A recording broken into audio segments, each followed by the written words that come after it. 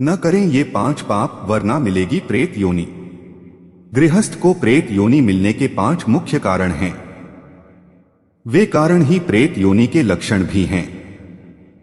प्रेत का मुख सुई के छेद जैसा होता है। प्रेत भोजन को तरसते हैं, बासी भोजन पर ही उनका अधिकार होता है। बहुत तेजी से उड़ते हैं। लोभ में संग्रह कर सकते हैं पर उसका उपभोग नहीं। ऐसी बातें आपने प्रेतों के बारे में आपने सुनी होगी। गरुड़ पुराण में एक सुंदर कथा है इस बारे में। प्रेत योनि किसी को क्यों मिलती है? प्रेत योनि को भोगना कैसे पड़ता है? प्रेत योनि में आहार क्या होता है? प्रेत योनि से उद्धार कैसे होता है? गरुड़ पुराण में मुख्य रूप से तो आत्मा के परलोक गमन और उसके फल निर्धारण की कथा ही है। किसी की स्मृति में उसके देहांत के बाद गरुड़ पुराण की कथा की परंपरा है। आप धैर्य से इस कथा को पढ़िएगा। गृहस्थों के लिए जानकारी की बातों से भरी पड़ी है ये कथा। प्रेत योनि के बारे में बहुत कुछ जान जाएंगे। कथा गरुड़ जी के एक प्रश्न से शुरू होती है। गरुड़ और भगवान श्री कृष्ण के बीच संवाद के बीच ज्ञान चर्चा ही गरुड़ पुराण है। गरुड़ ने भगवान श्री कृष्ण से कहा, भगवान कोई ऐसी कथा सुनाए जो अद्भुत हो, ज्ञानप्रद हो और उसमें आपकी महिमा भी निहित हो। श्री कृष्ण ने कहा, गरुड़ तुम्हारे अनुरोध पर मैं एक कथा सुनाता हूं। कथा बहुत रोचक और सामान्य धर्मकथाओं से अलग है। इसमें मेरी भी भूमिका है। इससे तुम्हें प्रेत योनि के बारे में बहुत कुछ जानने को मिलेगा। कथा को ध्यान से सुनना और समझना। मनुष्य अगर इसे समझ ले तो वह कभी प्रेत ही न हो। भगवान ने कथा सुनानी शुरू की। प्राचीन काल में संतप्तक नाम का विद्वान ब्राह्मण ने घोर तपस्या की और पाप मुक्त और निर्मल ज्ञान प्राप्ति के बाद वह वन में रहने लगा। उसने सोचा कि सारा जीवन तपस्या में बीत गया। मैंने तो कभी तीर्थ यात्रा की ही नहीं, इसके बिना तो जीवन अधूरा है। इस विचार से वह तीर्थों के दर्शन को चल पड़ा। वह कभी अपने आश्रम या क्षेत्र से बाहर नहीं गया था, इसलिए मार्ग भूल गया। दोपहर हो गई। स्नान की इच्छा से वह सरोवर की खोज करता घने जंगल में पहुंच गया। वन इतना घना था कि उसमें पक्षियों तक के लिए भी मार्ग कठिन था। हिंसक जीव जंतु, पिशाचों और राक्षसों से भरा पड़ा था वन। डरावने वन को देखकर वह भयभीत तो था, पर जल और फल की खोज में भीतर घुस गया। कुछ ही कदम चला था कि बरगद के वृक्ष की एक शाखा से लटकता शव दिखाई दिया। शव को 5 भयानक प्रेत बड़े विभत्स तरीके से खा रहे थे। प्रेत भी कुछ कम डरावने नहीं थे। प्रेतों के शरीर में हड्डी, धमनियां और चमड़ा ही शेष था। पेट पीठ में धंसा हुआ था। शव अभी ताजा ही लग रहा था। संतप्तक को तो जैसे काठ मार गया। वह जड़वत खड़ा रह गया। उसका दुर्भाग्य कि प्रेतों ने उसे देख लिया और उसकी ओर दौड़ पड़े। प्रेतों ने उसे पकड़ लिया और इस बात पर झगड़ने लगे कि इसे कौन खाएगा। एक प्रेत अचानक संतप्तक को लेकर आकाश में उड़ चला। दूसरों ने उसका पीछा किया। सहजता से हाथ आए ताजे भोजन को कोई छोड़ना नहीं चाहता था। संतप्तक को लेकर वे आकाश में चले गए, किंतु बरगद पर लटका शव भी बहुत बासी नहीं था, इसलिए उसका शेष मांस खाने की भी उनकी इच्छा थी। प्रेत लटके हुए शव के पास आए। उस शव को पैरों में बांधकर फिर से आकाश में उड़ गए। भयभीत संतप्तक ने मेरा श्री कृष्ण स्मरण किया। वह इस स्थिति में भी निरंतर मेरी स्तुति कर रहा था। प्रार्थना सुनकर मैं वहां पहुंच गया। मैं संतप्तक की सहायता करना ही चाहता था कि मुझे भी कुछ कौतूहल हुआ। मैं अब चुपचाप प्रेतों के पीछे चलने लगा कि आखिर वे चाहते क्या हैं। जब प्रेत सुमेर पर्वत के पास पहुंचे तो वहां मुझे मणिभद्र नामक यक्ष मिला। मैंने मणिभद्र से कहा कि तुम रूप बदलने में प्रवीण हो। यक्षराज, इन प्रेतों की ऐसी प्रजाति बन जाओ जो इनसे बलवान हो, इन्हें परास्त कर सके। फिर इन्हें युद्ध की चुनौती देकर शव को ले भागो। मणिभद्र ने मेरे आदेश पर उन्हें युद्ध को ललकारा। प्रेतों ने पारियात्र पर्वत की सबसे ऊंची चोटी पर ब्राह्मण को उतारा, फिर पलटकर मणिभद्र की ओर आए। उन्होंने मणिभद्र को चारों ओर से घेर लिया, पर यक्षराज तब तक अदृश्य हो गया। प्रेतों ने उसे बहुत ढूंढा पर वह न मिला। वह मेरा कहा कार्य कर चुका था। पांचों प्रेत वापस पर्वत की चोटी पर पहुंचे और ब्राह्मण को मारने लगे। मारना आरंभ ही किया कि वहां मेरी उपस्थिति तथा संतप्तक के तप के प्रभाव से उन्हें पूर्वजन्म की स्मृति हो उठी। प्रेत रुक गए और ब्राह्मण की प्रदक्षिणा कर क्षमा मांगते हुए कहा, हे विप्रदेव, वृत्ति तो हमारी बड़ी बुरी है, पर आप हमें क्षमा कर दें। प्रेत संतप्तक के पैरों में लौटकर तो कभी उसकी प्रदक्षिणा करके क्षमा मांगने लगे। ब्राह्मण को घोर आश्चर्य हुआ। उसने कहा, आप लोग कौन हैं? क्या मैं कोई सपना देख रहा हूं या यह मेरे मन का भ्रम है? मैं कुछ भी समझ नहीं पा रहा हूं। आप पहले तो मेरे साथ दुर्व्यवहार कर रहे थे, अचानक विनय भाव दर्शाने लगे। अचानक इस बदले व्यवहार का क्या कारण है? प्रेतों ने कहा, हम सब प्रेत हैं। पूर्वजन्म में अपने पापों के चलते हमें यह योनि भोगनी पड़ रही है। हमारे नाम पर्युषित, शुचिमुख, शीघ्रग, रोधक और लेखक हैं। संतप्तक ने कहा, तुम्हारे नाम बड़े विचित्र हैं। ये निरर्थक नहीं हो सकते। इन नामों के पीछे कोई न कोई तो कारण अवश्य है। मुझे इसका रहस्य बताओ। प्रेतों ने कहा कि हे पाप रहित ब्राह्मण श्रेष्ठ, आपके दर्शन से हम सभी निष्पाप हो गए, इसीलिए हमें हमारे पूर्वजन्मों की स्मृति हो आई है। हम अपने पूर्वजन्मों के अपने कुकृत्यों और अपने विचित्र नामों का रहस्य आपको अवश्य बताएंगे। प्रेतों ने बारी बारी से बताना आरंभ किया। सबसे पहले पर्युषित बोला, आप विद्वान हैं, अत यह तो जानते ही हैं कि पर्युषित बासी भोजन को कहते हैं। मैंने श्राद्ध के समय एक ब्राह्मण का अपने घर न्योता दिया था। ब्राह्मण बहुत वृद्ध था।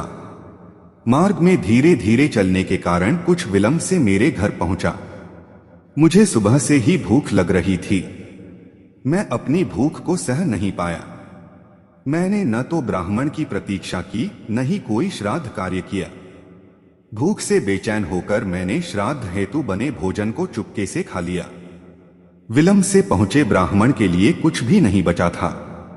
मैंने चालाकी से पर्युषित यानी बासी भोजन उसे खिला दिया। जानबूझकर किए इसी पाप से मुझे इस प्रेत योनि की प्राप्ति हुई। ब्राह्मण को पर्युषित भोजन देने के कारण मेरा यह नाम पड़ा। दूसरा प्रेत शुचिमुख बोला, मैं उस समय एक बलिष्ठ क्षत्रिय युवक था।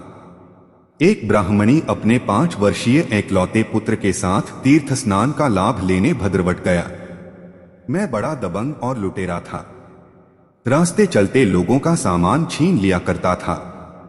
मैंने उस ब्राह्मणी के लड़के को जोर का घूंसा मारा। दोनों के वस्त्र और खाने का सामान छीन लिया। सर पर वार से चकराया लड़का अपनी माता से लेकर जल पीने लगा तो मैंने डपट दिया। भयानक डपट सुनकर वह बालक भय से बुरी तरह सहम गया। मैंने उसका जल पात्र उससे छीन लिया। उसमें थोड़ा सा ही जल बचा हुआ था। सारा जल मैंने ही पी लिया। इस तरह डर और प्यास से व्याकुल उस बालक की कुछ ही देर में मृत्यु हो गई। अपनी आंखों के सामने अपने प्यारे पुत्र को दम तोड़ते देख उसकी मां ने भी पास के कुएं में कूदकर जान दे दी। हे ब्राह्मण श्रेष्ठ, इस पाप से मैं प्रेत बना।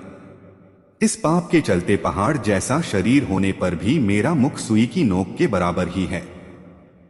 मैं बलवान हूं, छीन झपटकर भोजन आसानी से प्राप्त कर लेता हूं, पर सुई के छेद जैसे मुख से उसको खाने में असमर्थ हूं।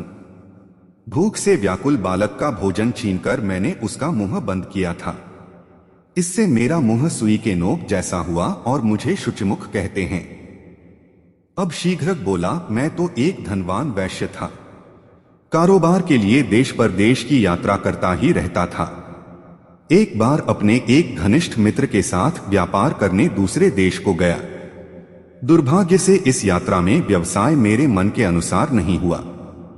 हर जगह घाटा ही हुआ। स्थिति ऐसी भी आई कि मेरा धन समाप्त हो चुका था। मेरे मित्र के पास बहुत धन था। मेरे मन में उस धन के लिए लोभ आ गया। एक बार हम दोनों नाव से एक नदी से एक स्थान से दूसरे स्थान को जा रहे थे। जल मार्ग लंबा और नदी विशाल और गहरी थी। मेरा मित्र थककर सो गया। लालच से मेरी बुद्धि क्रूर हो उठी थी। मैंने उचित अवसर भांपकर अपने मित्र को नदी में धकेल दिया। नाविक सहित कोई भी इस बात को न जान सका। मित्र के हीरे, जवाहरात, सोना आदि लेकर मैं अपने देश लौट आया। सारा सामान अपने घर में रखकर मैंने मित्र की पत्नी से जाकर कहा कि मार्ग में डाकुओं ने प्यारे मित्र को मारकर सब सामान छीन लिया। मैं बहुत दुखी हूं और किसी तरह से जान बचाकर भाग आया हूं। मेरे मित्र की पत्नी ने अपने पति के वियोग में आग लगाकर जान दे दी। मैं बाधा विहीन हो प्रसन्न मन घर लौट आया। जीवन भर उस धन का उपभोग किया, आनंद लूटा, पर जब मैं मरा तो मेरा यह पाप साथ आया। मित्र को नदी में फेंककर शीघ्र घर लौट आया, उसके कारण मुझे प्रेत योनि भुगतने का दंड मिला। उस प्रकरण के चलते मेरा नाम शीघ्रक हुआ। रोधक बोला, हे विप्रवर, मैं शूद्र जाति का था। राजा और राज्य की अच्छी सेवा के बदले राजा से मुझे उपहार में 100 गांव मिले थे। मेरे परिवार में वृद्ध माता पिता और एक छोटा सगा भाई था। लोभ से मैंने भाई को अलग कर दिया। मेरे पास अपार धन था, जबकि भाई भोजन वस्त्र की कमी से दुखी रहने लगा। उसे दुखी देख माता पिता मेरे मना करने पर भी मुझसे छिपाकर उसकी सहायता कर देते थे। कभी वस्त्र देते तो कभी भोजन और अन्न। जब मुझे यह बात पता चली तो क्रोधित होकर मैंने माता पिता को जंजीरों से बांधकर एक सूने घर में डाल दिया। अकेलेपन और कष्ट से कुछ दिन बाद वे वहीं जहर खाकर मर गए। माता पिता के मरने से छोटे भाई के पास कोई सहारा न रहा। छोटा भाई भी भूख से व्याकुल इधर उधर भटकता हुआ मर गया। इस पाप से मुझे यह प्रेत योनि मिली। अपने माता पिता को बंदी बनाने और रोक कर रखने के कारण मेरा नाम रोधक पड़ा। लेखक बोला, मैं उज्जैन का ब्राह्मण था। लोग मेरी प्रतिष्ठा मानते थे क्योंकि मैं वहां के प्रसिद्ध और संपन्न मंदिर का पुजारी था। राजा भी कभी कभी उस मंदिर में पूजा को आते। उस मंदिर में सोने की बनी और रत्न से जड़ी हुई बहुत सी मूर्तियां थीं। उन रत्नों को देखकर मेरे मन में पाप आ गया। मैंने नुकीले लोहे से मूर्ति के नेत्रों से चमकते रत्न निकाल लिए। शतविक्षत और नेत्रहीन विरूपित मूर्ति बहुत ही विकृत दिखने लगी। संयोग से अगली ही सुबह राजा उसी मंदिर में पूजा करने आ गया। मैं इस घटना से अनभिज्ञता जताते हुए वहीं पर था ही। आखिर मुझ पर किसी को कहां शंका होती। विकृत विरूपित अंधी देव मूर्तियां देख राजा क्रोध से तमतमा उठा। राजा ने अपनी अंजुली में जल उठाकर प्रतिज्ञा की कि जिसने भी चोरी की है वह श्रेष्ठ ब्राह्मण ही क्यों न हो, उसको प्राणदंड देगा। यह सुनकर मैं बुरी तरह डर गया। मैंने रात में चुपके से राजा के महल में जाकर तलवार से उसका सिर काट दिया। चोरी के सामान के साथ मैंने उज्जैन छोड़ चल दिया। होनी किसे पता है, कोई नहीं जानता किसकी मृत्यु कैसे होनी है। रास्ते में जंगल पड़ा, वहां बाघ ने मुझे मार डाला। नुकीले लोहे से प्रतिमा को छेदने और काटने का कार्य करने के कारण मैं नरक भोगने के बाद लेखक नामक प्रेत हुआ। ब्राह्मण ने कहा, मैं समझ गया कि तुम्हारे दुष्कर्मों के अनुसार ही तुम्हारे नाम पड़े हैं। मैं तुम सबके आचरण और आहार के बारे में जानना चाहता हूं। प्रेतों ने बताया, जिस घर में श्राद्ध तर्पण भक्ति पूजा नहीं होती, अशौच अशुद्धि रहती है। हम उसके शरीर से मांस और रक्त चूसकर उसे पीड़ित करते हैं। मांस खाना, रक्त पीना ही हमारा आचरण है। मल और विभिन्न अभक्ष वस्तुएं ही हमारा भोजन है। हम सब अज्ञानी, तामसी और मंदबुद्धि हैं। जाने कैसे अचानक ही हमें अपने पूर्वजन्म की स्मृति हो गई। हमने कैसा व्यवहार किया, क्यों किया, हम यह नहीं जानते। कथा सुनाकर श्री कृष्ण गरुड़ से बोले, प्रेतों का वार्तालाप पूरा होते ही मैंने उन्हें दर्शन दिया। ब्राह्मण ने मेरी अर्चना कर प्रेतों के उद्धार की प्रार्थना की। मैंने ब्राह्मण और प्रेतों का उद्धार करते हुए ब्राह्मण संतप्तक समेत 5 प्रेतों को भी अपने लोक में बांस दिया। प्रभु ने कहा, कर्मों के अनुसार दंड भोगना ही पड़ेगा। निकृष्ट कर्म करने वाला दंड से बच नहीं सकता। अज्ञानतावश उसे भ्रम होता है कि उसका पाप गुप्त रहेगा। फिर दैवयोग से उसमें भक्तिभाव जागृत होने के बाद ही उसका कल्याण होता है। यदि मनुष्य अपना कल्याण चाहता है तो उसे पापों से दूर रहना चाहिए। यदि अज्ञानतावश कोई पाप हो जाए तो उसका तुरंत पश्चाताप करे, अन्यथा उसे इस जन्म और अगले जन्म में इन पापों का कई गुना दंड भोगना पड़ता है। दोस्तों, कहानी अच्छी लगी तो लाइक करें, शेयर करें, कमेंट करें और चैनल को सब्सक्राइब करें।